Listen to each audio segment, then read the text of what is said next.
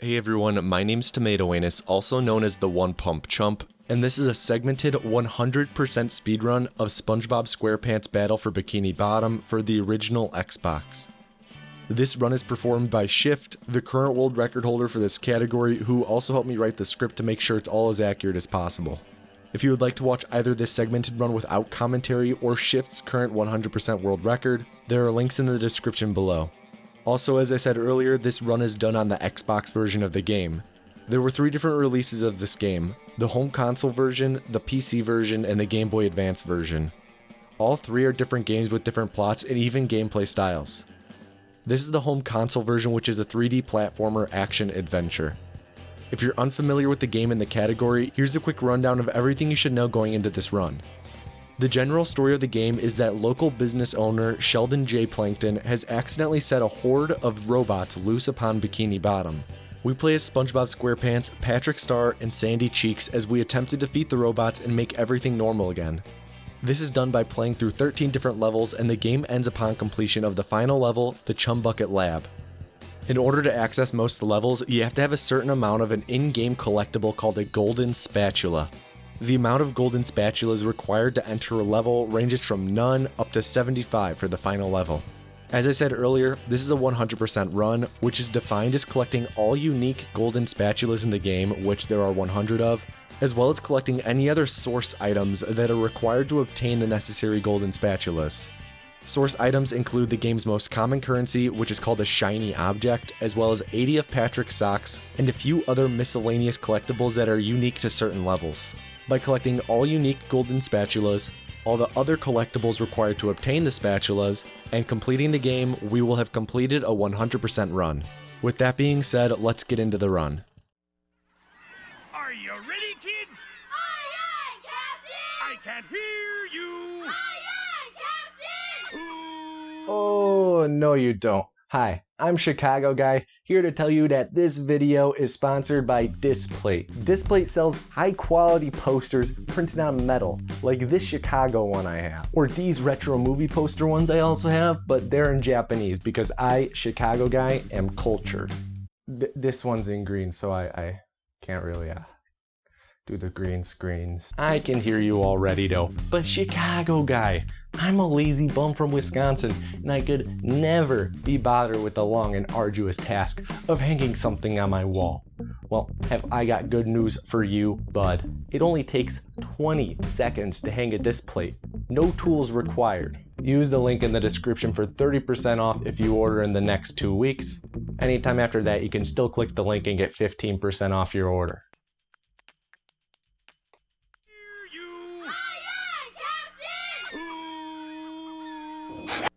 The run starts in the Bikini Bottom level with us having received a fax from Mr. Krabs letting us know that he'll give us golden spatulas in exchange for shiny objects. Our immediate goal though is to collect the 50 shiny objects inside the pineapple so that we can grab the golden spatula that the sponge keeps hidden in his closet.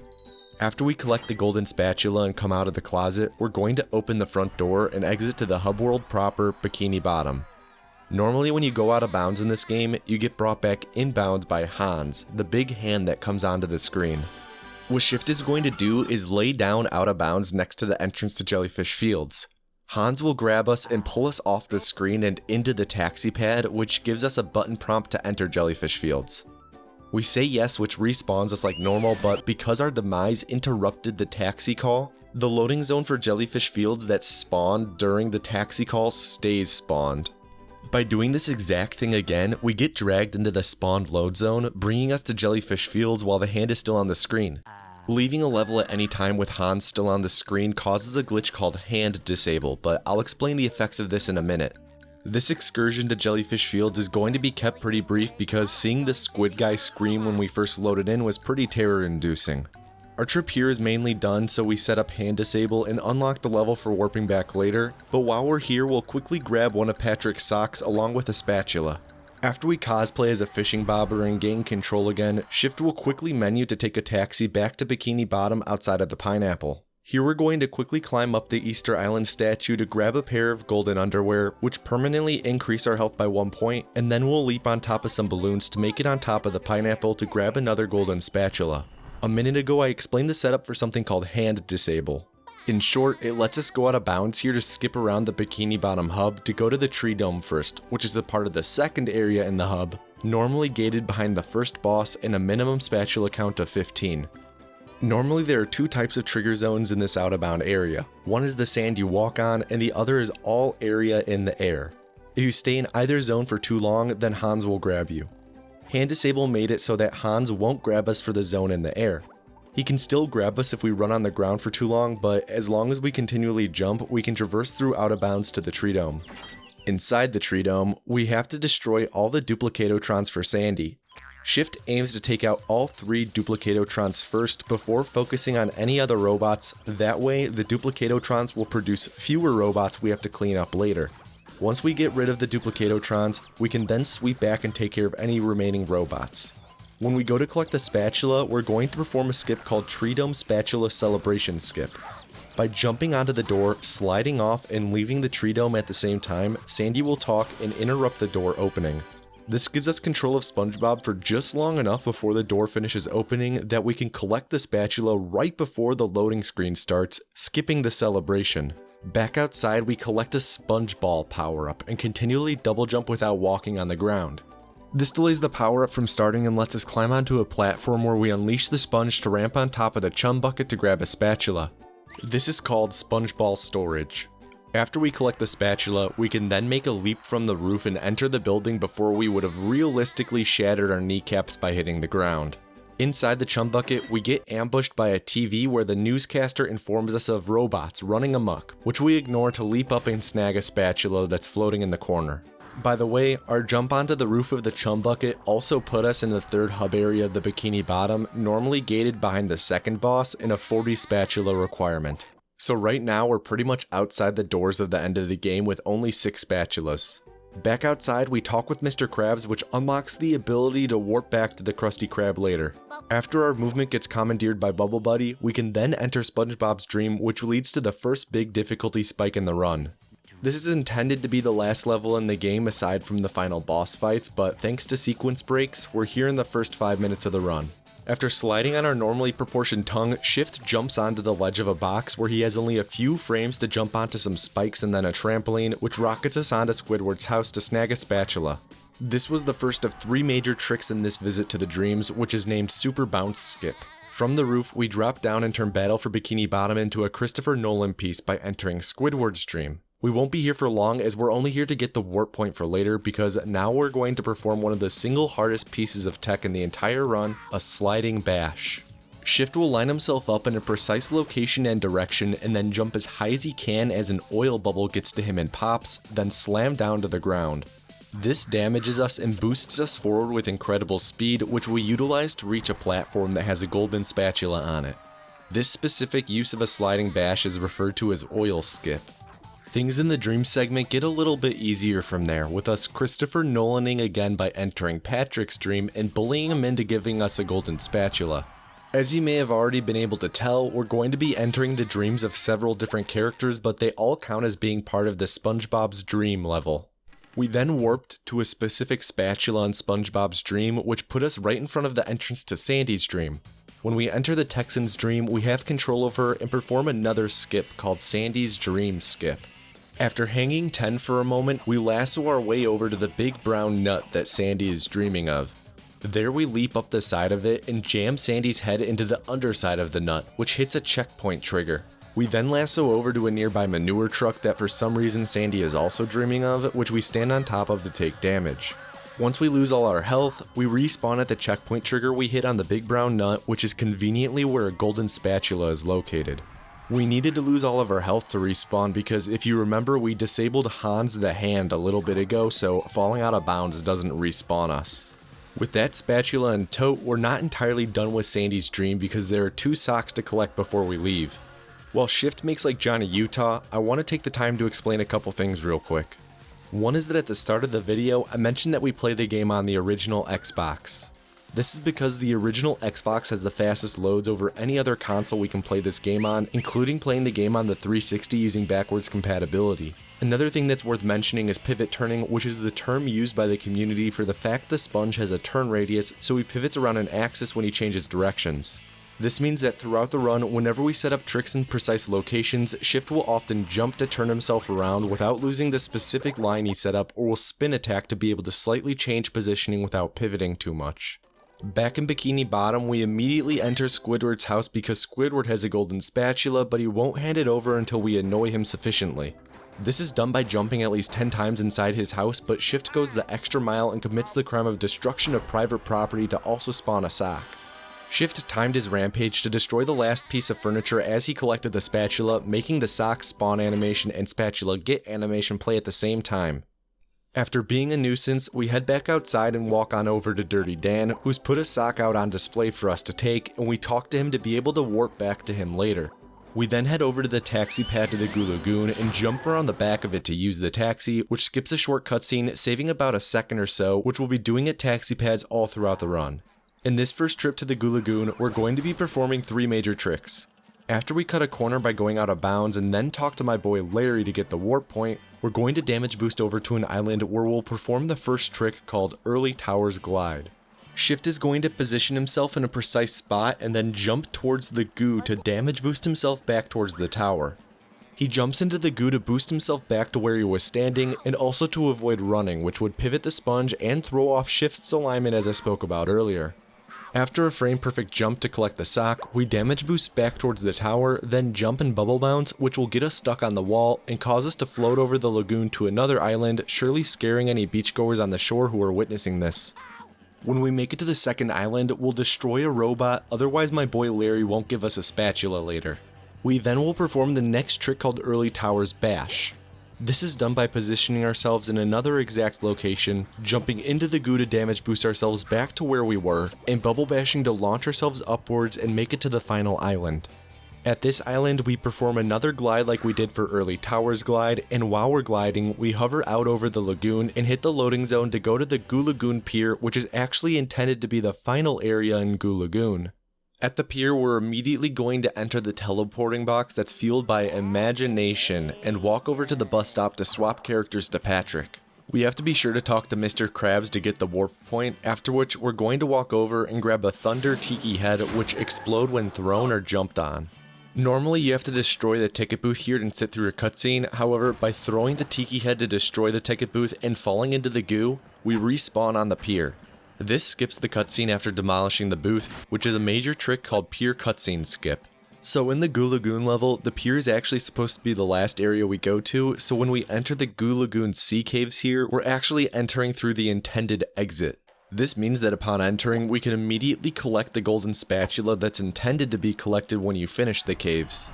We then have 3 socks to collect in the caves, which we'll do in a pretty direct manner by throwing an item called a Freezy Fruit into the goo to turn it to ice, and then Naruto running to the first 2 socks and then platforming to the third.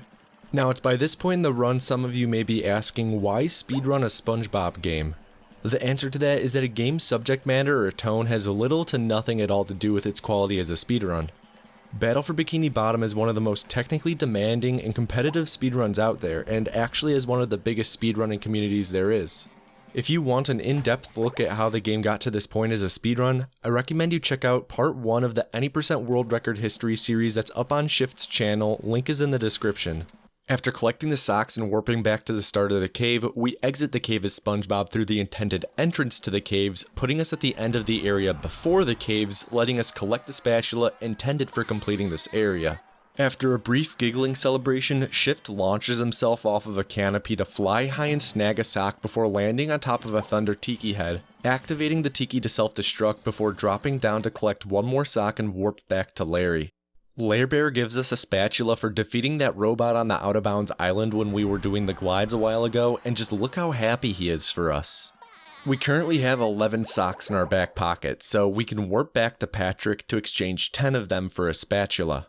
After the sponge's pure elation, we'll walk over to a toll gate and use our 15 spatulas to unlock the Poseidome. This is the location of the first major boss of the game, Robo Sandy. Completing this fight gives you the Bubble Bowl ability, which is required for a lot of tricks throughout the rest of the speedrun.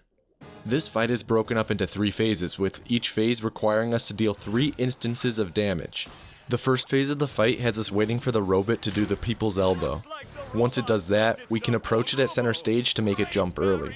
When we get the robot airborne, we're going to use the bubble bounce ability to jump and slam to pop its head up into the scoreboard to deal damage. After we deal damage, shift circles around the center of the stage to try and keep Robo Sandy centered as well so it jumps early again. After the third hit, we stand by the underwear pickup and King Neptune to set up our tag team partner for the second phase of the fight. In phase 2, first we walk to the nearby underwear and then go to the corner. This is followed by dodging the robot's people's elbow and jumping towards the underwear. We then walk back to the corner, which should bait Robo Sandy towards the ropes, where it will then do a clothesline with its Go-Go Gadget extendo arms, which surely can't be legal in a sanctioned fight like this one. After waiting for the robot to jump, we belly flop in center stage once the robot's vulnerable, popping the head off in the direction of the scoreboard so we can then grab and heave the head into the board to deal damage. This entire process is something called clothesline manipulation. The manipulation saves time because it brings the robot closer to the rope so that it doesn't have to run a far distance to do the clothesline move. Spelling! The old clothesline move! Couldn't have put it better myself, fish guy. There are some smaller nuances to this manipulation as well. One is that while the robot recovers, Shift stands in a specific spot in center stage, which is what allows us to just rinse and repeat the process once the robot is back up and operational again. Also, after each clothesline, when we walk up to center stage, we stand just in front of the logo on the ground while waiting for the robot to jump. This is what actually causes the positioning of the robot so that the head pops off in the direction of the scoreboard. After a round full of taunting by Dirty Dan with waving at the camera and doing a celebratory belly flop, Dirty Dan tags out, and the sponge will tag back in for the third and final phase. Phase 3 is almost the same as Phase 2, but there are a couple small differences. Once Robo Sandy jumps, we'll walk back to avoid the attack and do another bubble bounce like we did in the first phase. However, instead of the robot's head going flying off, the robot actually catches its head and holds onto it. We can just bubble bash the head though to hit the button on the bottom side of it because Robo Sandy is a chump and holds the head out just begging to get hit. Another difference is that when we were Patrick and baiting the robot to jump to a specific spot, we stood just outside of the logo in the center of the ring. As SpongeBob though, we instead stand inside of the logo in the center of the ring. It's a small difference, I know, but these things really do matter when manipulating the AI of the robot. And also, don't let SpongeBob's brute strength fool you in this fight.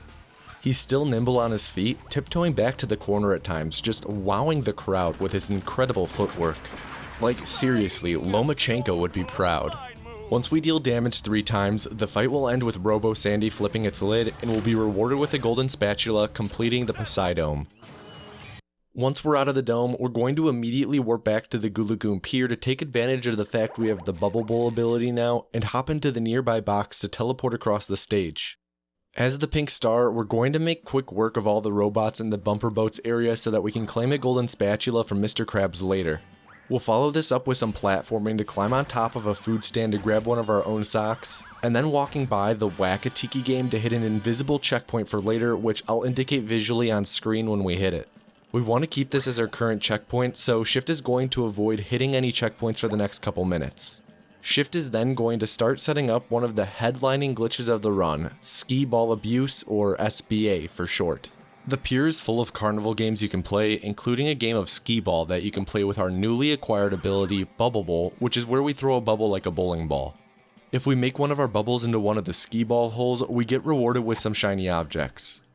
We have to be SpongeBob to use the Bubble Bowl ability, but first we have to grab 2 stone tiki heads as Patrick and take them to the skee ball ramp.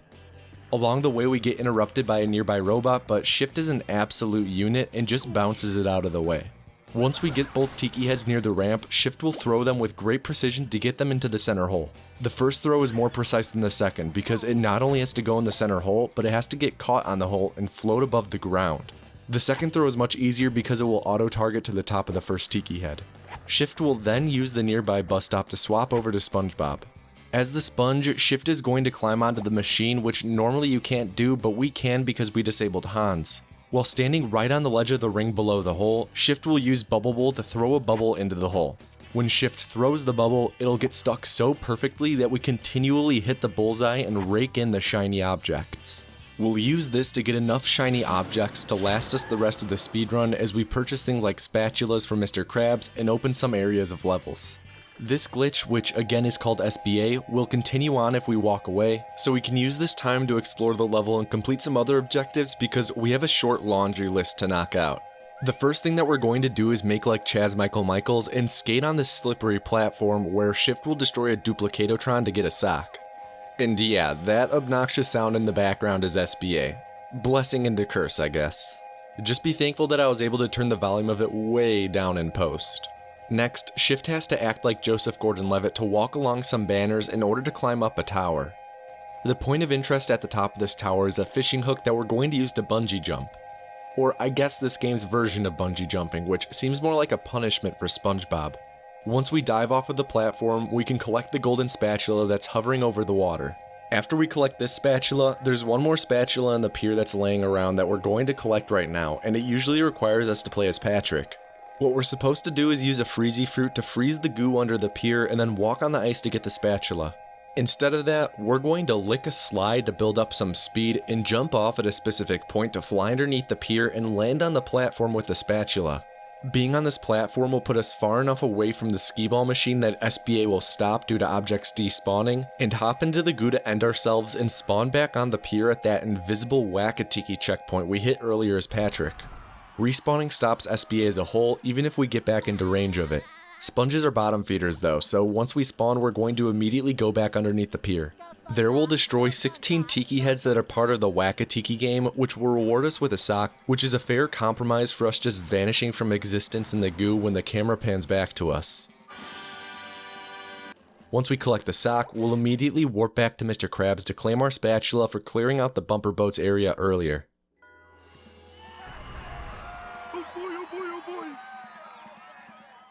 Shift is then going to warp back to Sandy's dream inside of SpongeBob's dream. Here, we'll immediately leap into a box to teleport across the stage and then make things totally tubular by riding our shell across the level to go to the Little Alamo. As we surf along, Shift will jump to cut corners as much as possible to save small bits of a second here and there. When we arrive at the Little Alamo, we're going to speak with the little local business owner, after speaking to whom we'll spend 2,800 shiny objects to open up a pathway composed of a bunch of Texan doorknobs. Shift will then Spider-Man his way on over to a big Alamo, utilizing a damage boost along the way to speed up his swinging. This skips one prolonged part where we'd have to use our lasso as helicopter blades. We still have to helicopter at the end though to reach the floating Alamo Island. There, we're going to skate around on the grounds of a former BP worksite, destroying all the robots that are here. When moseying about this area, Shift will be jumping on top of the Thunder Tikis to ignite them and clear out any robots near him without having to focus on them. Once Shift clears out the final robot, the golden spatula will appear out of nowhere, but rumor has it that it was stashed away in the basement of the Alamo. This is a pretty dumb rumor though, because everyone knows that there is no basement at the Alamo. After grabbing the spatula, we're going to quickly helicopter to behind the Alamo and grab one of Patrick's socks, and honestly, I'm really starting to wonder just how he scattered his socks to such extreme places. We're then going to go back to SpongeBob's dream proper, where we're going to damage boost to grab another spatula, using the Bubble Bowl ability to move ourselves onto a spike. All the spikes on the boxes have individual hitboxes, and we have to damage boost off of a specific one to launch up to the platform to grab the spatula. We only had 1/60th of a second to input the jump after taking damage.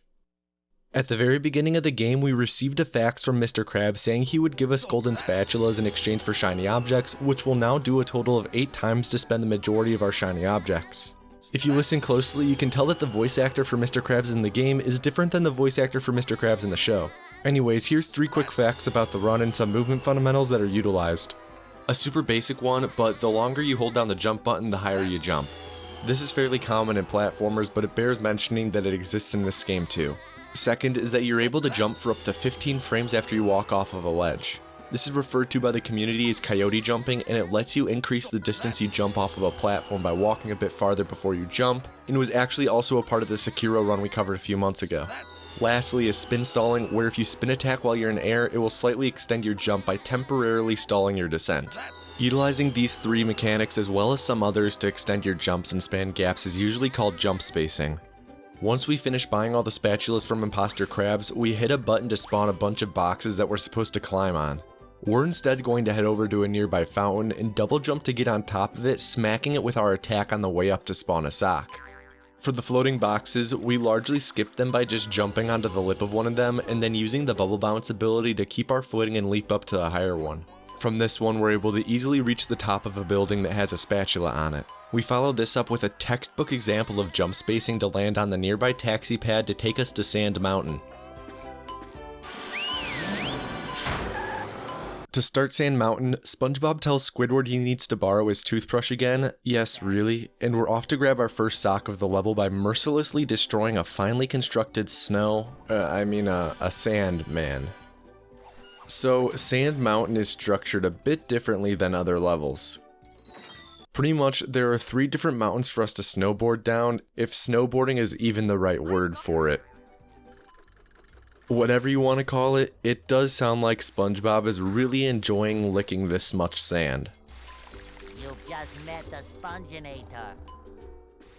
Anyways, at each of the 3 mountains, there's a time trial, and if you beat the goal time, then you get a golden spatula. On this mountain track, the Guppy Mound, there are several socks to collect, and right here, Shift does a skip by jumping through several rocks. This skip is only possible due to the fact that we disabled Hans the Hand near the beginning of the run by way of the hand disable glitch. If we hadn't done the hand disable glitch, then we'd be yoinked out of the air and brought back to the track by Hans himself. Also, whenever we need to begin a slide, like at the top of the track or after collecting the final sock, Shift uses Bubble Bowl as soon as he steps onto the track.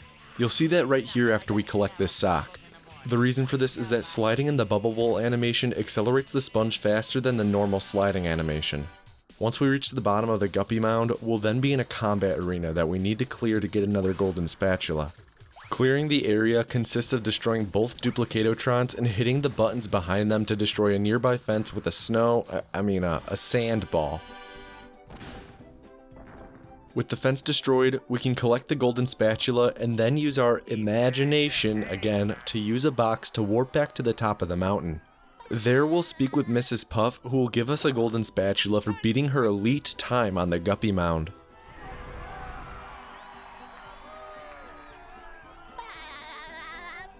For now we're done with Sand Mountain, so we're gonna hop back to Bikini Bottom near Imposter Crabs and enter Shady Shoal's rest home, where Mermaid Man and Barnacle Boy reside.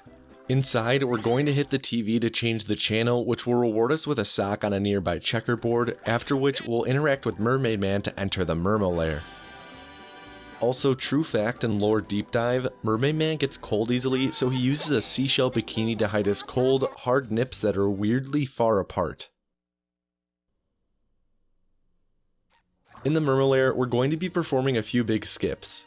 First though, we're going to be entering a cutscene in a moment, so as we enter it, Shift is going to use the Bubble Bowl ability, since it has forward movement to it, letting us move a bit farther forward even when we aren't in control. Shift will then perform something called Lobby Skip. This skips most of the lobby area by doing 2 full jumps to grab the ledge of a nearby platform in a specific spot, which lets us grab the golden spatula here a lot earlier than intended. After this, Shift is going to interact with a toll gate to enter a new area, using the Bubble Bowl ability again to move us forward faster for a moment. This brings us to the Merma Lair main chamber, which doesn't really have the most efficiently designed layout for a workspace. By the way, you can also use the Bubble Bowl animation to boost yourself off of platforms like here, which is something called bowl boosting. After damage boosting and bubble bashing to grab a sock, we'll then use a bus stop to switch from the Sponge to Dirty Dan. In this next part, Mermaid Man's TV is broken, so we're going to fix it for him. The way we do this is by activating 3 nearby funnel machines with watermelons. Common sense stuff, really. This segment is actually pretty realistic, where a strange looking repairman comes into your home and does some really weird things that you don't quite understand, and in the end they make a mess. The only inaccuracies here compared to my real life experience is that the repairman in this game is wearing his pants too high on his waist. While we have a moment, if you've played this game before, you may be curious how Shift and other speedrunners are able to menu so quickly. Normally you just use the left analog stick to move up and down in the menu when selecting spatulas, but it turns out though that the right analog stick can also be used to move around in the menu. By pressing both sticks in an alternating fashion, you can menu twice as quickly. After spending some shiny objects on a clam, which is one of Patrick's favorite pastimes, we collect the spatula and then launch ourselves on the seesaw springboard we just unlocked via the clam. This is going to bring us to Barnacle Boy, who has a task for us where we have to activate all the cylinders to generate some power. The task is a pretty simple one compared to the others, as we just go around in a circle, body slamming all the switches in order, which gives us a bit of time to explain something else real quick. So whenever we collect a spatula, we have to be sure to not double jump and land on top of the spatula, because it'll delay the animation of collecting the spatula. This is similar to the trick we did earlier called SpongeBob Storage, where double jumping delayed the animation of the power-up. Also, bubble bowling into a spatula loses time as well. Back to the run, when we grab the spatula and watch Patrick do a face plant, we hit a button for a spatula later on, and we're then going to perform a trick called main chamber skip. By walking into the corner of the slide at a specific angle, Patrick will get stuck in the corner and build up speed. When we release from the corner, we jump off of the edge of the slide, performing 2 full jumps to hit a trigger to enter the villain containment system, skipping to the final boss of the Mermalair. As soon as we enter the villain containment system, we obtain the warp for here and just turn around and exit. We're going to come back to the boss at a later time once we have a new ability that will help us finish it faster. This puts us at the intended exit of the main chamber, where we just quickly enter the Mermalair security tunnel. We're going to be performing a series of tricks that make up security tunnel skip, which begins with jumping onto a texture in the wall to let us jump again to reach the ledge above us. We then bubble bash up to get hit by electricity, letting us double jump on the turret to reach the top floor. Here we bowl once to hit a button in the pet carrying crate, and then avoid the Burt Reynolds bot to grab a golden spatula. From here, we can progress to the rolling ball area, where imposter crabs will be waiting for us. Getting ahead of what's on screen for a bit, Shift will speak to crabs quickly to get the warp for later on, and then hit the third of 4 buttons for an upcoming spatula. After that, Shift is then going to go get a hidden sock in the area, and while he does that, it's worth mentioning that most of the levels in this game have a total of 8 golden spatulas, although you may have already noticed that. The only ones that don't are the Poseidome and Industrial Park, which both are boss fight levels and only have 1 spatula, as well as the Chump Bucket Lab, which is the final level and has 2 spatulas. The number of socks in each level, though, varies greatly. Anyways, once we're done here, we make our way back to the main chamber, where we'll grab a spatula that's just sitting there ripe for the picking. After the celebration, we'll turn around and hit the 4th and final button to shut down the security system, for which the Mermalair computer will reward us with a spatula. This gives us 6 of the 8 spatulas in the Mermalair, but we'll be back later for the other 2 once we have an ability which lets us get them quickly. For now, we're going to return to Bikini Bottom and speak with Patrick to exchange another 10 socks for a golden spatula. After we've made the black market trade, we'll then enter Patrick's Rock. Here we perform some more casual destruction of private property to get another sock before then dipping out of this musty cave that probably smells like a teenager's room. The odor isn't much of a surprise though. I mean, we've all seen how these socks pretty much stand up straight on their own. Our next immediate goal is to clear out the Krusty Krab, which will give us the 8th and final golden spatula in the Bikini Bottom hub area that's obtainable via objectives. Now, there's a lot going on during this fight, including manipulating enemy AI to make them miss their missile throws, tiki heads getting pushed up to the upper level before blowing up, and triggering tiki heads by bowling on narrow platforms. Pretty much, this is the SpongeBob equivalent of the nightclub scene in John Wick. Also, what I meant a moment ago when I said this is the final spatula in the Bikini Bottom hub, I meant that it's the final spatula in this area that we collect rather than buy from Imposter Crabs or Patrick, since if we counted those, there would be way more than 8 to collect in this area. Once every robot has been cleared out, Shift causes a bit more destruction inside on his way to collect another sock, and follows that up by warping outside to grab the final Bikini Bottom hub world spatula. From here, we're going to activate the toll gate, which will bring us to Industrial Park, the location of the next big boss fight, Robo Patrick. Because of how we sequence broke the hub, we actually enter the toll gate from behind, which I highly advise you don't try to do in real life on the highway. Yikes! Looks like SpongeBob's in for a rough ride. This fight is much more of an underground street fight than the big budget kayfabe-filled affair that was the Poseidome fight against Robo Sandy. Like the Robo Sandy fight though, this fight has 3 phases to it. During the first phase, we play as SpongeBob and it's incredibly straightforward.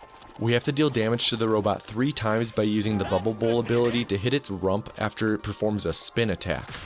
Pretty much phase 1 is just Shift killing time, waiting for the Oogie Boogie lookalike to begin the spin attack. Once the attack starts though, we just count to 10 because the attack lasts exactly 10 seconds, and then we wind up a bubble to hit its rear when it stops. Once we do that 3 times, we'll move on to phase 2 where we play as the Nut Lover. Oh, and by the way, the green goo in the perimeter of this area doesn't deal any damage to us, it only boosts us back to where we were standing when we jumped in. So that's why Shift can just jump on it repeatedly to practice his frame-perfect jumps in the meantime. So if you look above us right now, you see those flying Texas doorknobs above the stage that we swung on earlier in Sandy's dream? They're technically called swing hooks, but most people just refer to them as Texas swingers. When we play as Sandy, we're going to utilize them in a new piece of tech called swing stalling. Whenever we lasso the Texas swingers here, it causes boxes to fall into the center of the arena by the robot. This comes in handy because RoboPatrick will eventually spawn goo in the center of the arena, so we can't walk on the ground there, but we can jump on the boxes since they float. By continually lassoing the Texas swingers, it will continually spawn boxes in the arena, making it safer for us later, and it will also keep us off of the ground and safe from the robot's attacks. We're going to be performing this a lot throughout this phase. When RoboPatrick performs its spin attack again, we have a window to kick its back to deal damage. Once we do that, then the robot will begin to perform a vomit attack, which normally lasts a few seconds. If we instead take damage from it immediately, then Oogie Boogie will stop attacking almost immediately and move on to its next series of actions. This is called Vomit Skip, and the next instance of it is coming up in a second.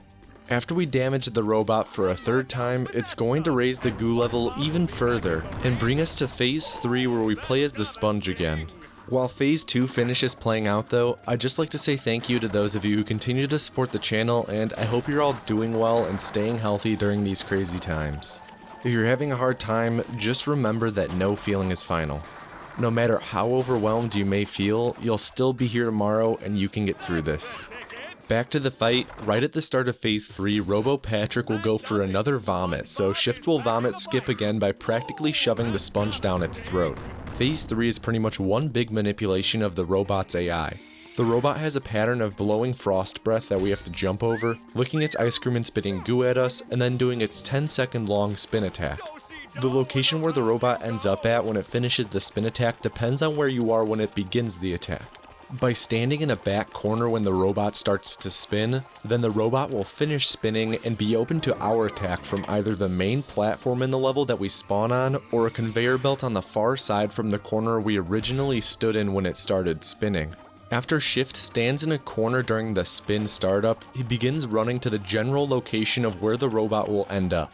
As the robot's attack winds down, Shift is able to gauge where in the possible area it'll be attackable from, and will bravely bowl a bubble at the bot's back. This whole AI manipulation process is done a total of 3 times to end phase 3 and the fight as a whole. Once we deliver the 3rd and final hit, the fight will come to an end and we'll be given the golden spatula for the fight, even though we don't get to see the spatula. The big thing that we get from this fight though isn't the golden spatula, it's a new ability called Cruise Bubble, where we launch a bubble torpedo that we can steer around and blow up. The reason why this is big is because it lets us perform what's probably the most important speed tech of the entire run, cruise boosting.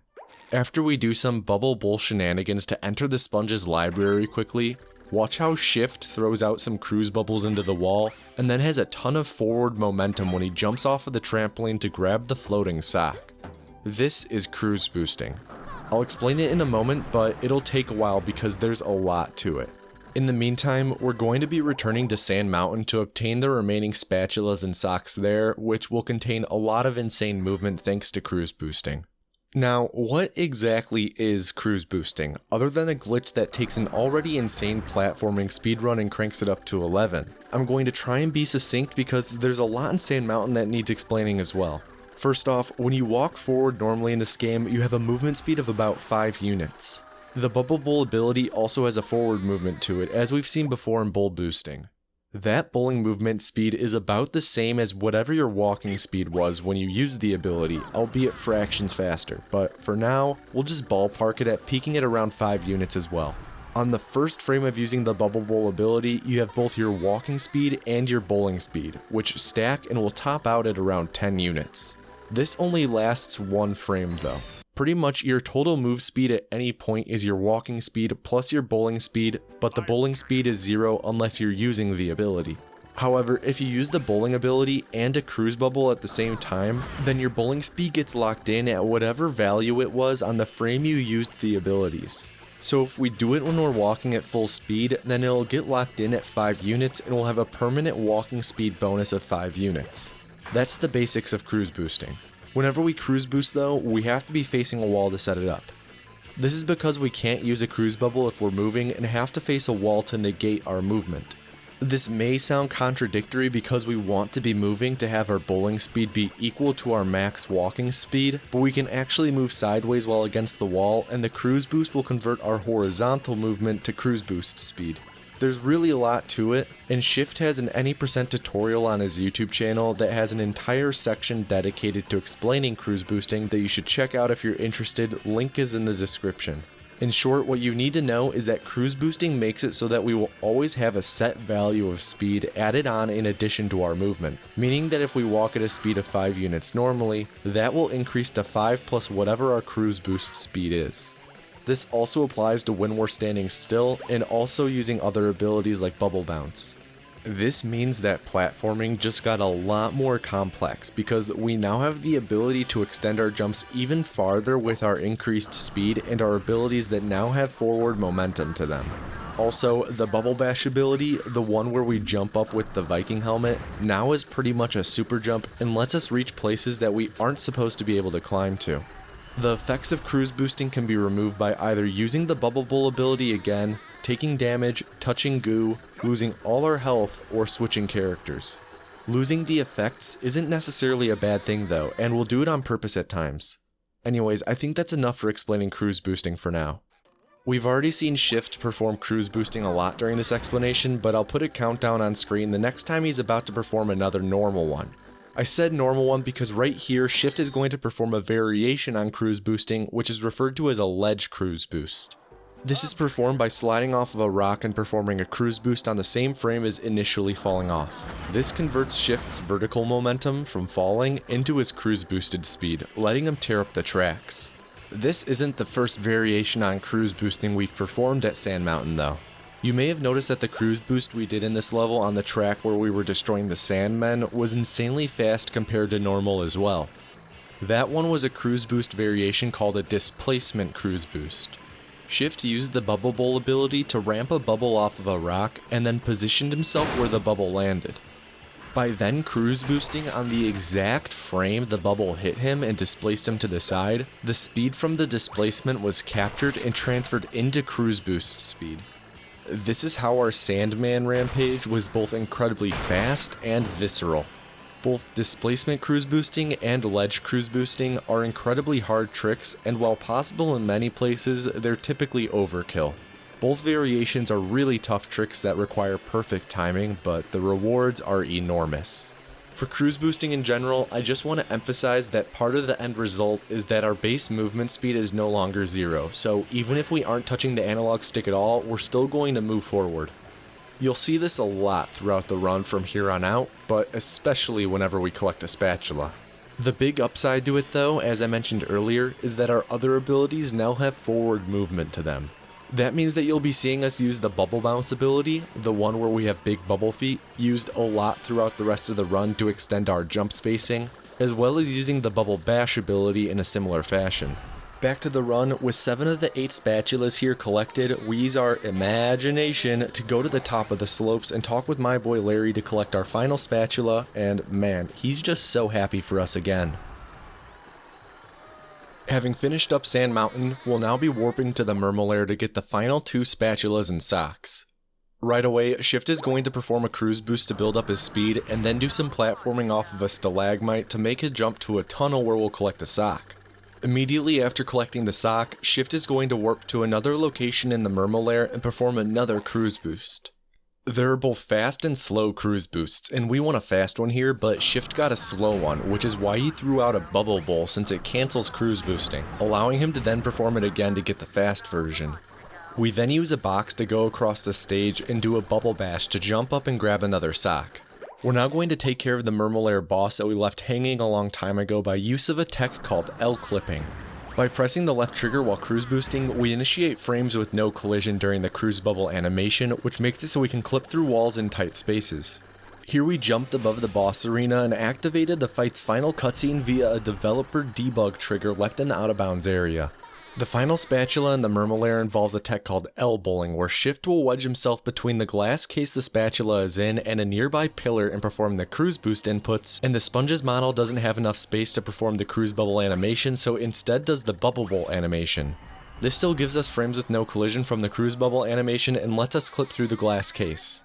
This skip alone saves almost 2 minutes compared to collecting the spatula as intended, and was one of the most technically complex skips in the entire run due to requiring 2 inputs on the same exact frame, but not just any frame, but the exact frame that Shift got pushed out of the tight space between the case and the pillar, and it also required precise analog stick angles. Oh, and by the way, this game runs at 60 frames per second. Anyways, here at Goo Lagoon, the first of the 2 spatulas we need to get here is obtained by making sure that Mrs. Puff doesn't get hit with any child endangerment charges by saving the 5 children who are floating away with balloons. It makes sense that we would wait until after we can cruise boost to rescue the kids, since it requires us to cover a large amount of ground, so it's better that we do it when we're faster. When we warp back to where we started at Goo Lagoon this visit, we'll immediately cruise boost and bubble bash to grab the final sock, but then make our way to a nearby gate. Similar to the Mermalair boss fight, we're going to clip out of bounds using L-clipping, but this time it'll be done in combination with a trick where we jump and cruise bubble on the same frame, which is what lets us pop out of bounds after L-clipping here. This jump and cruise bubble tech is called L-jumping. Normally the spatula requires us to play as Patrick, where we'll spend some shiny objects to spawn trampolines for us to jump on to reach the spatula, but this is much faster. With the spatula collected, the sponge performs a Red Bull leap, blowing kisses to his fans along the way, after which we'll warp to Jellyfish Fields, closing the book on Goo Lagoon. We've only been to Jellyfish Fields once so far this run at the very beginning to grab 1 sock and 1 spatula, so we have a lot of ground to cover here and we're gonna be here a while. After performing some cruise boosts, Shift performs some difficult bubble bashes to climb up some rocks and on top of a huge stone jellyfish to collect a sock. We then use some weird tree trampoline things to get across the level quickly to grab another sock, and let me just say that these trampolines do not do any wonders for my acrophobia. We aren't going to let this sock stop us, because we're on a sock spree and we'll immediately turn around and use the trampolines again to grab another nearby sock that's floating above a bowling minigame. For the final sock in this spree, we make a super tightly spaced jump to reach an island, being sure to not hit any checkpoints along the way on the islands we took to get here. That's because we immediately hop into the goo to spawn back on the mainland. After getting our cruise boost back up and running, Shift will make his way on over to a Duplicatotron where he'll jump towards the corner and spin. This both destroys the Duplicatotron and opens the gate simultaneously. We then activate the toll gate and glide into the spatula thanks to cruise boosting, letting us collect the spatula and skip the celebration animation by entering the next area. We then absolutely blast Mermaid Man in the face to start a cruise boost and begin a short tongue sliding section. I really am still not sure what else to call it. Anyways, whenever we tongue slide and are cruise boosted, we try to be in the air as much as possible because the cruise boost doesn't affect our speed when we're sliding. This is simply because sliding on a surface supersedes the cruise boost effect, so we just jump a ton to be off of the surface and have our cruise boost speed add on to our movement speed. Now off the slide, we platform around an invisible cutscene trigger and reunite with Dirty Dan real quick to transfer our consciousnesses and claim another golden spatula. This is intended to be the first area you play as Dirty Dan in, but we kinda did things out of order. Just by a little bit though. Our time as the star will be short-lived, because after booty bumping a switch and dismissing some tutorial pop-ups, we'll immediately switch back to the sponge and get back our fast movement speed with cruise boosting. We're going to bubble bash to get on top of a barrier and then just tightrope walk on top of it to skip needing to open it. We then bubble bounce to open up a different gate where we're going to start spelunking, and the sponge just can't wait as he shoves himself into the gate and then enters immediately on his own. Inside, we're going to use the Bubble Bowl ability to hit a button that we're supposed to throw watermelons at as Patrick, and then spin to hit the other button before performing a ledge cruise boost here by sliding off of the ledge of a rock and converting the speed of sliding off into cruised boost speed. Remember, we did a ledge cruise boost earlier in Sand Mountain.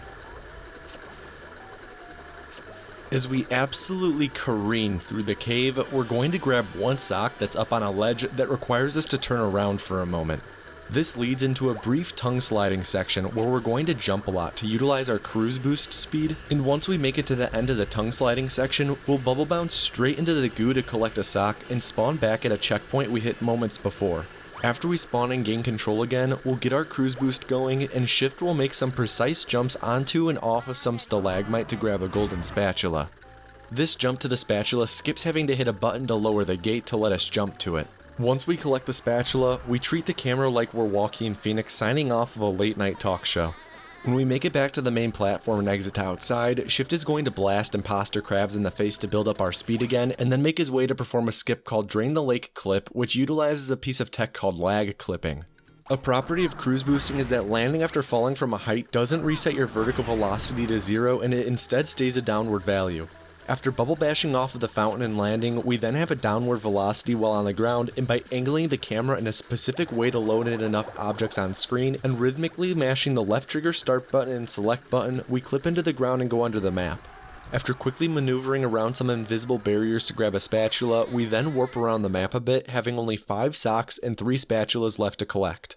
Try to remember the fact I just mentioned about cruise boosting not resetting your vertical velocity, because it'll come in handy again soon.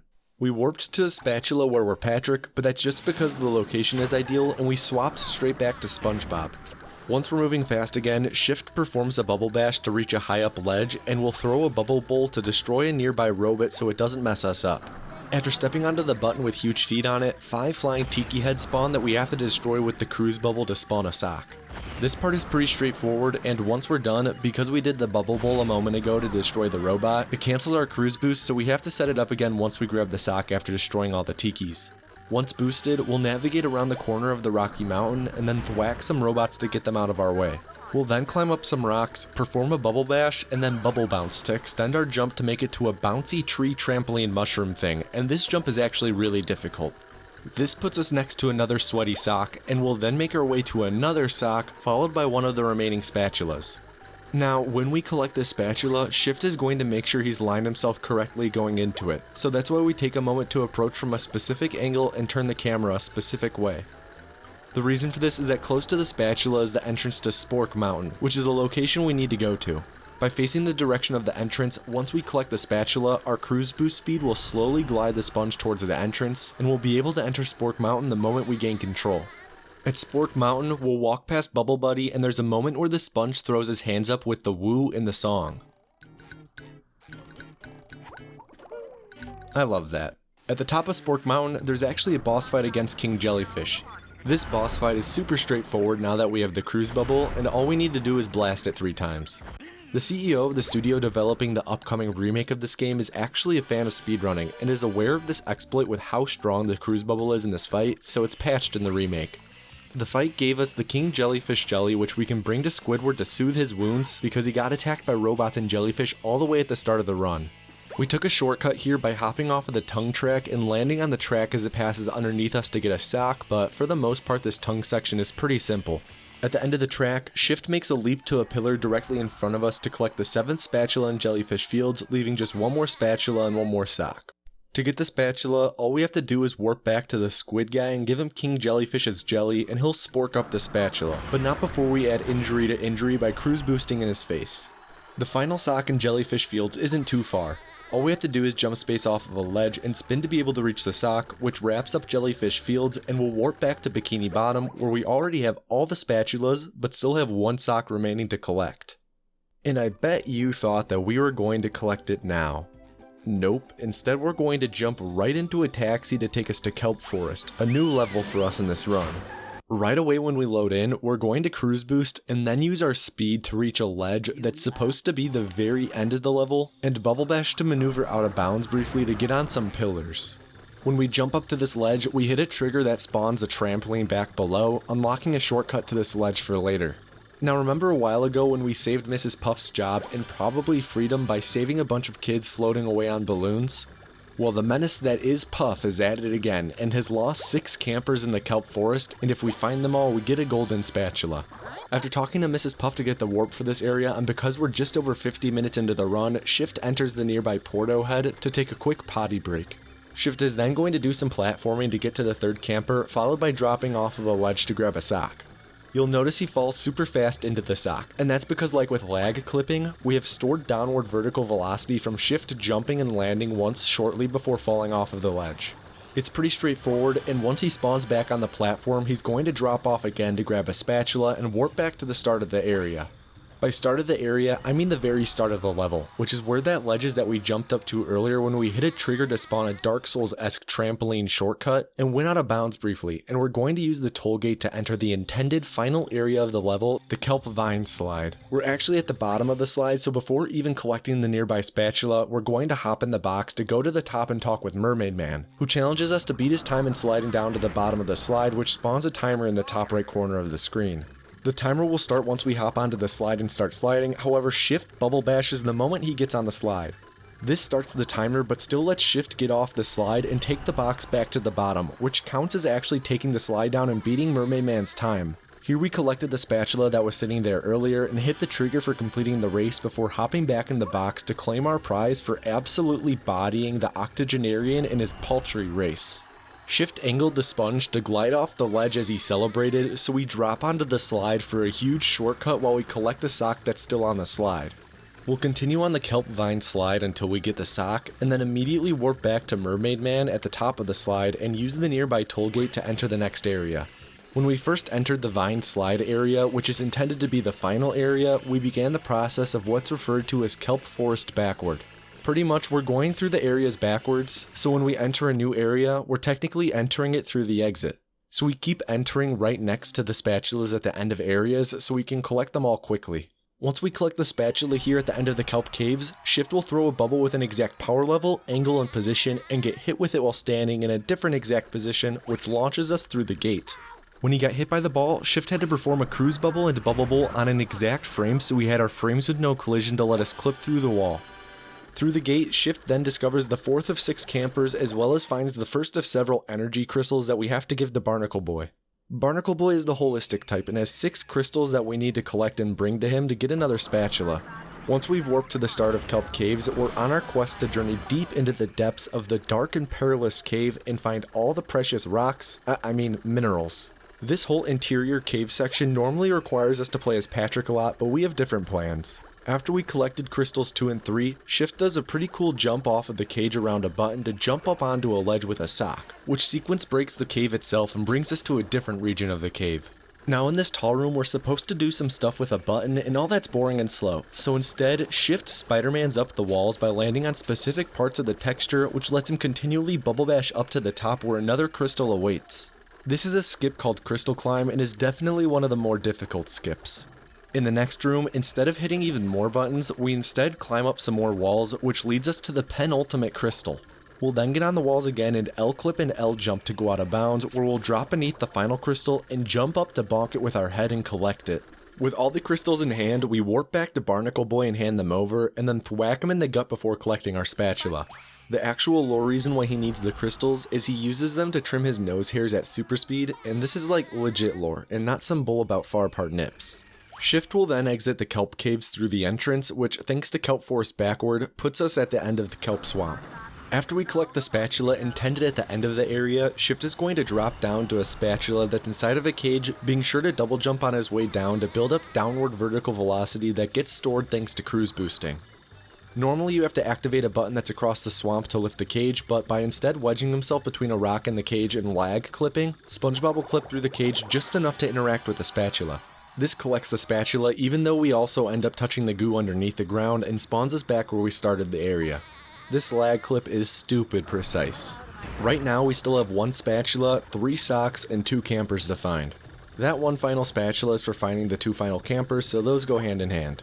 The first camper is guarded by a big spooky robot, so Shift aligns himself on the clam first so that when he bashes over the clam, he'll be perfectly set up to destroy the robot. The remainder of the swamp area though is pretty straightforward, with us mostly just bouncing around on the leaves to get to the 6th sock and camper, and skirting past a Burt Reynolds bot to find the last camper. Once we save the final camper, we'll then warp back to Mrs. Puff and talk with her to get our spatula in exchange for never telling anyone about the fact she lost 6 additional kids. The final sock is a bowling challenge, with us having to align our bowling shot to destroy every tiki head in one go.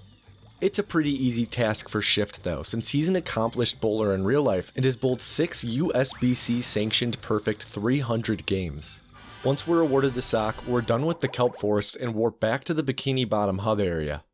In the hub, we spawn right in front of the imposter, who we cruise boost off of, and then hit up the dumpster behind the Krusty Krab for the final sock in Bikini Bottom, which finishes off the collectibles in Bikini Bottom outside of the remaining spatulas at Patrick's Sock Exchange. This taxi pad takes us to the Flying Dutchman's graveyard, which is gated behind a 60 spatula requirement.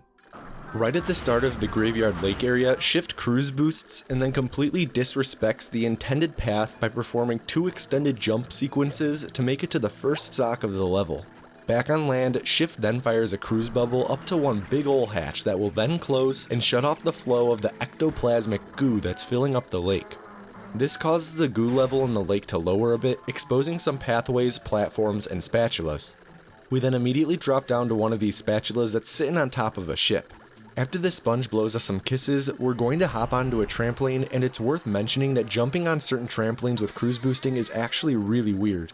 Some trampolines in this game have a scripted direction you're supposed to bounce in, but cruise boosting overwrites that, which allows us to just jump into whatever direction we're facing. After walking on some walls like we're playing NFL Street 2, we make a couple more long jumps and run along the hull of a ship to make it to our second golden spatula of the level. After we spin in celebration for a moment, we're going to hop along the crow's nests of a ship and interact with the toll gate to go to the graveyard of ships. Right away, we're going to blast Squid Guy in the face to cruise boost and then collect a sock by bumping our head on the bottom of some wreckage. This is followed by jumping into a nearby Lazarus pit to grab a spatula that you're supposed to bungee jump to get, but because we disabled Hans the Hand at the start of the run, we can just leap in and grab it. This gives us our 69th spatula of the run, leaving only 31 to go. Shift then warps to the spatula we just collected, which brings us to the crow's nest that we were supposed to bungee jump from. Here we're going to do what we did in the caves at Jellyfish Fields and repeatedly bubble bash to climb up the side of a building, which makes up a skip called Boat Bash. This will bring us all the way to the top of the area where another spatula is waiting for us, which we collect while having a precise camera angle so we don't fall off of the cliff. Atop the stack of ships, we'll hop into a floating dinghy, bringing us to a combat set piece where we're normally supposed to play as Sandy a lot for her superior vertical movement. Because we're cruise boosting though, we're way more mobile as SpongeBob. There are 2 spatulas and 1 sock to collect here.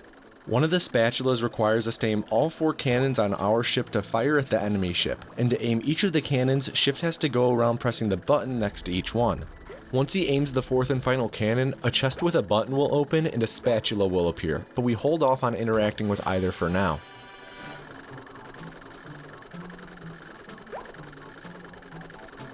Instead, Shift uses a trampoline the moment it spawns to soar up to the crow's nest to grab a different spatula. On his way down from the mast, Shift will bounce off of the button in the chest to fire the cannons, activating a cutscene, all while gliding into the spatula that spawned a moment ago so we collect it while the cutscene is playing, more efficiently utilizing our time. Collecting the spatula is also really precise and feel-based and a lot harder than it looks. As you can see in this cutscene, our volley gets destroyed by the enemy defenses, but that's fine. The purpose of this fight is to unlock the ability to warp to the final boss fight against the Flying Dutchman, but you actually only need to fire at the enemy ship to unlock the warp and not necessarily destroy the enemy ship.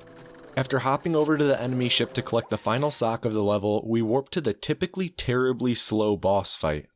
Instead of doing the Flying Dutchman fight, we're going to perform Dutchman Skip, a skip that's similar to the skip we did earlier to avoid the fight in the Mermalair.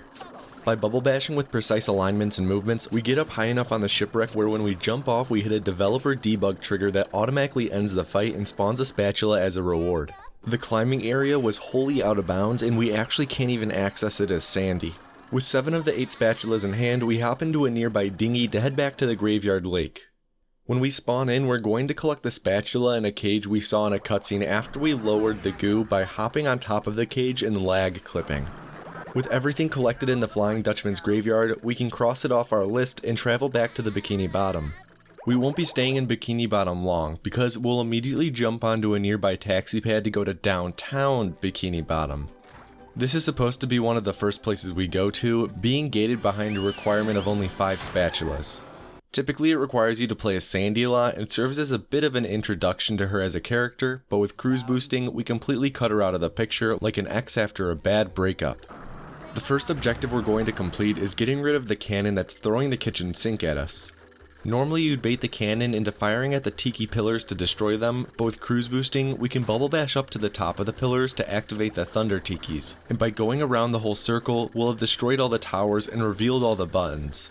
Once all buttons are pressed, a totally not random anvil will drop from the sky and onto the cannon, spawning a spatula on top of the nearby statue. You'll notice that Hans the Hand grabs us at this point, and you may be asking how that's possible if we disabled him earlier. Well, if you think back to the start of the run when we first went out of bounds but had to keep jumping, Hans is only disabled with the out of bounds in air triggers, not the ones on the sand. So by gliding out of bounds due to cruise boosting after pressing the final button, we were on the sand for long enough to trigger Hans, which actually re-enables him as a whole. After collecting our 75th spatula, we then make our way over to a submarine looking building to grab a sock, because every boot has a sock in it. Shift then skirts around the robot to get its positioning right, and Bubble bashes to get up onto the building before leaping to a tiki and then a ledge of a building for another sock. Anyways, Mrs. Puff has continued her bad habit of losing things, as she somehow misplaced 11 steering wheels all around downtown Bikini Bottom, and we have to do her dirty work again before she gets busted for trying to sell them to a chop shop. After collecting our second spatula, we're going to immediately enter the downtown rooftops. Up here we're going to bounce on a button to spawn a trampoline that was installed onto the building when it was being built, and use it to bounce all the way up to the top of the building to grab a golden spatula.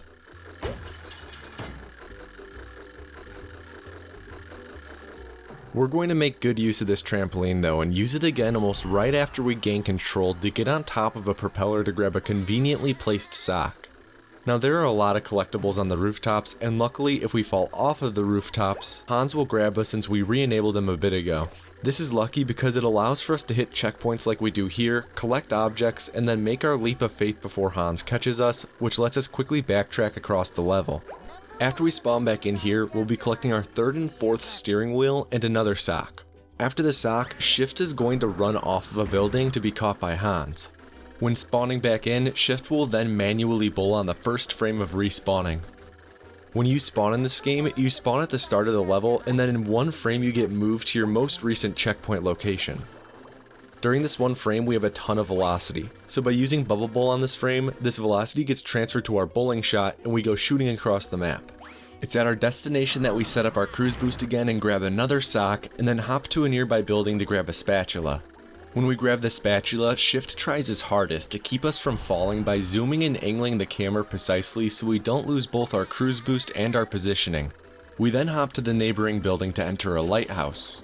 Rather than feuding with Willem Dafoe, instead we're going to collect a sock and then destroy a series of duplicatotrons.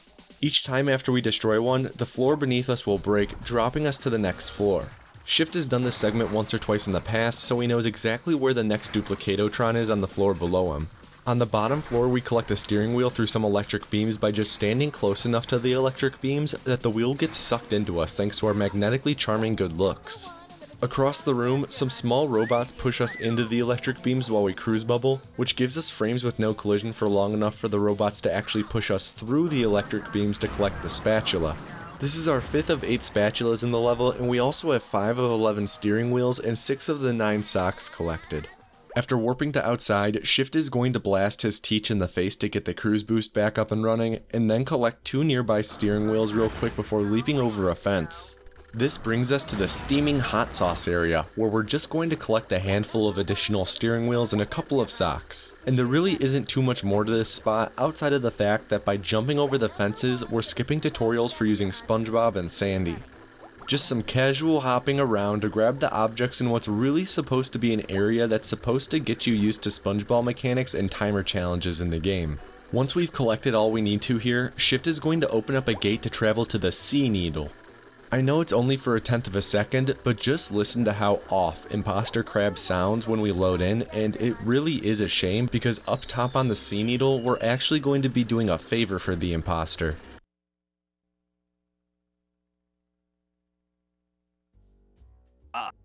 According to the imposter, someone's broken the Sea Needle, and if we destroy all the tiki heads outside the windows by bungee jumping, the imposter will give us a spatula. In total, there are 3 windows that we need to bungee jump out of to dive down and destroy the tikis, and the act of bungee jumping here and destroying this series of tikis is called Cruise Boost Needle, CB Needle for short.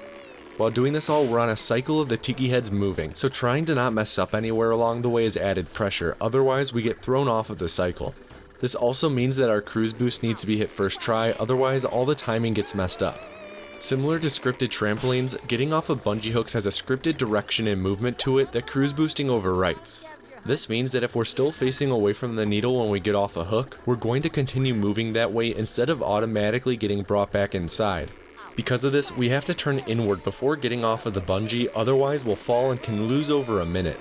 The first 2 windows have a pretty small amount of tikis to destroy, but the third has a few extra that require some additional dives and a bit more aiming on Shift's part. Additionally, the 2 final steering wheels are up here in the sea needle, so we collect those along the way. Once we finished up the 3 bungee jumps and collected the wheels, the golden spatula will spawn up here for us to collect. If you thought that was all for the sea needle though, you must be a real pinhead. There's actually one more spatula up here as well as the final sock of downtown Bikini Bottom. Shift opens this door by blasting a switch through a wall with a frame perfect input. After collecting the sock, we then use our cruise bubble to hit a switch that spawns the final spatula up here. When Shift goes to grab the spatula, he's going to bubble bounce to fall down faster, so we get brought back in bounds by Hans earlier. After we load back in, we're then going to warp back to Mrs. Puff, having collected all the steering wheels, all the socks, and 7 of the 8 spatulas. When we speak with the felon, we're going to be given the final collectible in downtown Bikini Bottom and then immediately warp back to the Bikini Bottom hub, where we're going to take a taxi to go to Rock Bottom. When entering the taxi pad, we're going to jump off of the trampoline because remember, by accessing the taxi pad from closer to the rear, it partly skips the taxi cutscene. When we load into Rock Bottom, we'll see none other than Mrs. Puff, who this time needs us to collect. Welcome. Are you fucking serious? Stolen artwork. After we collect the first of 6 pieces of art, we're going to fire a cruise bubble to hit a button across the level that starts a race down a slide. You're supposed to hit this button when you're actually at the top of the slide, but an oversight in development left the button available to being hit by cruise bubbles if you're standing in earlier parts of the level. Hitting the button spawned the reward spatula and brought up a timer that won't start since we aren't actually hopping on the slide. On our way to the spatula, Shift talks with Bubble Buddy real quick to get a warp point for later and also collects 2 of the 9 socks that are in Rock Bottom. Also, it's just dawned on me that the art they show in the bottom left corner whenever we collect a piece is a picture of SpongeBob and Patrick, which is a bit weird in universe that we have to collect 6 pieces of the same image that have been stolen from a nearby museum, and they're all of those 2.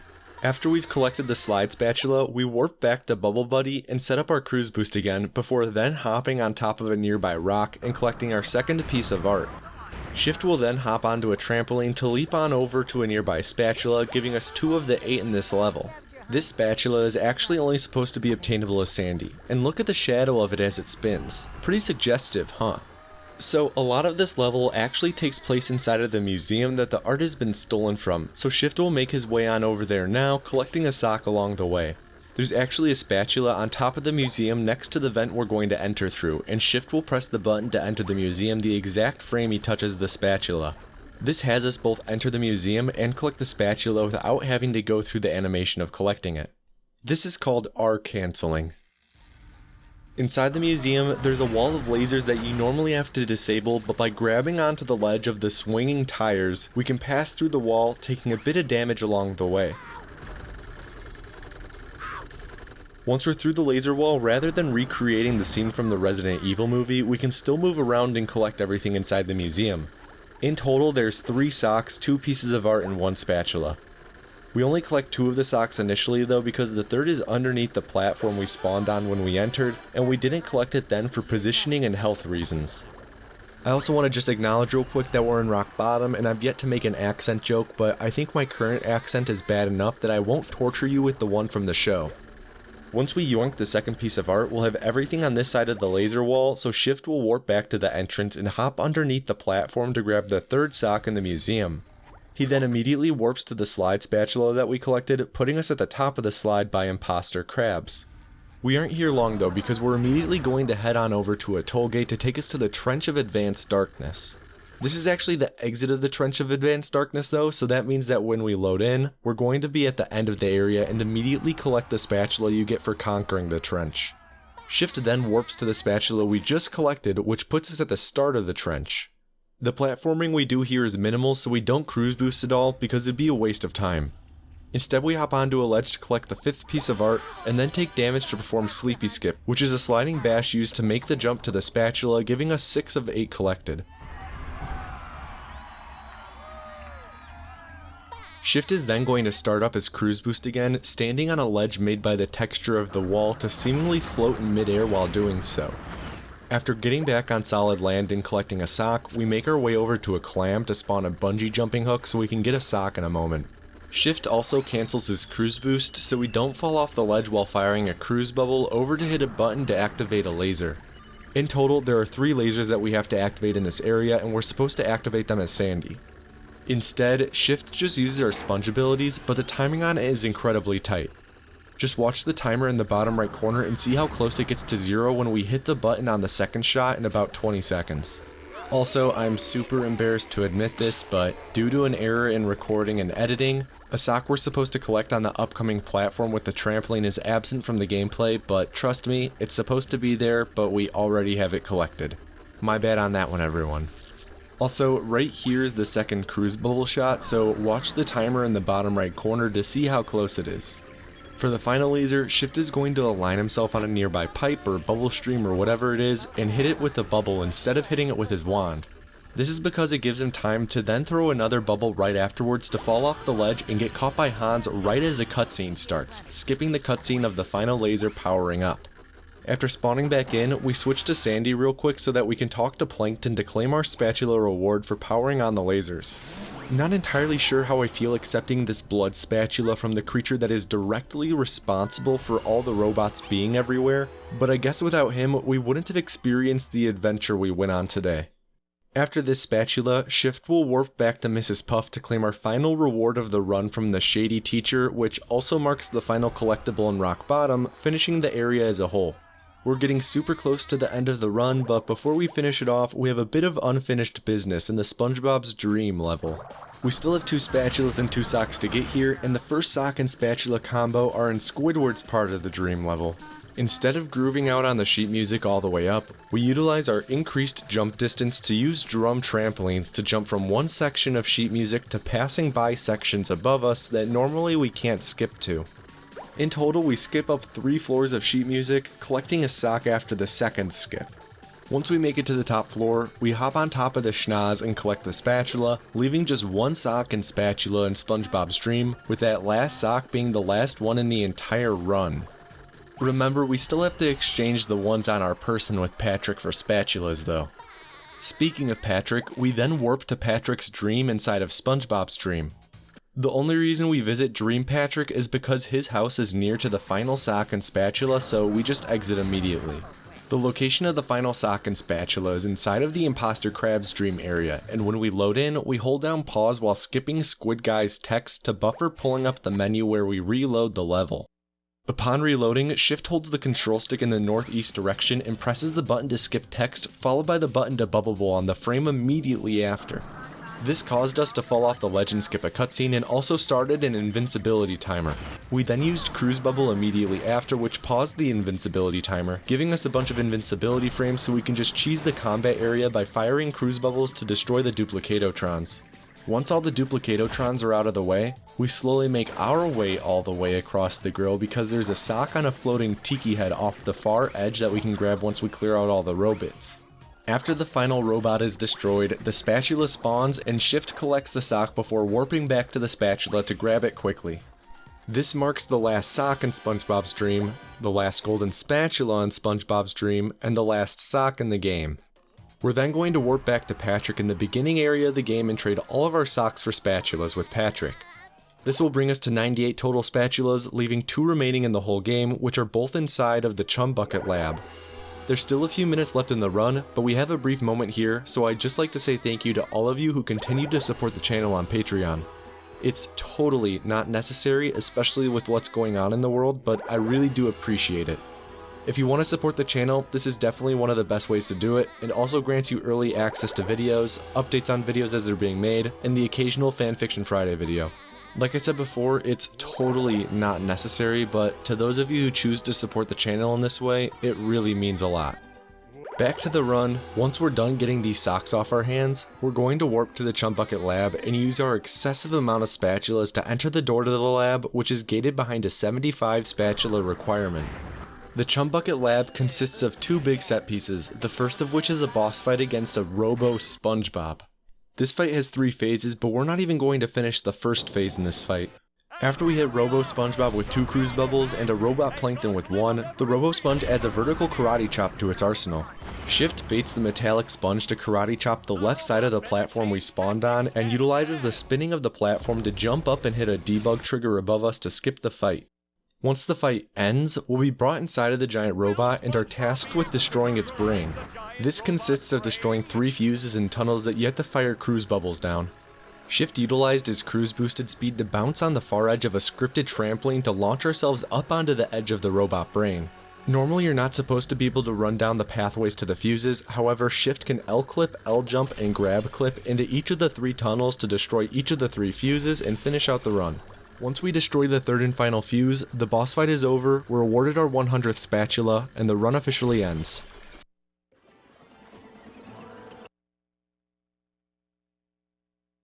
If you somehow made it to the end of the video, I'd like to say thank you on behalf of both myself and Shift. This run really just has so much to it, and the original script for this video was well beyond the length of any script I've ever written before, even longer than my video covering the Fallout Anthology speedrun, just because there's so much to talk about in this game. If you're interested in learning about this game as a speedrun even further, I highly recommend you watch the recent and first installment of the Any% World Record History series that's over on Shift's channel. That's about all for this video though. Let me know your thoughts on it by either leaving a comment below or joining my Discord server and leaving feedback in the video discussion channel, link is in the description. This was a 100% speedrun of SpongeBob SquarePants Battle for Bikini Bottom. I've been Tomato Anus, and I hope you have an above average day.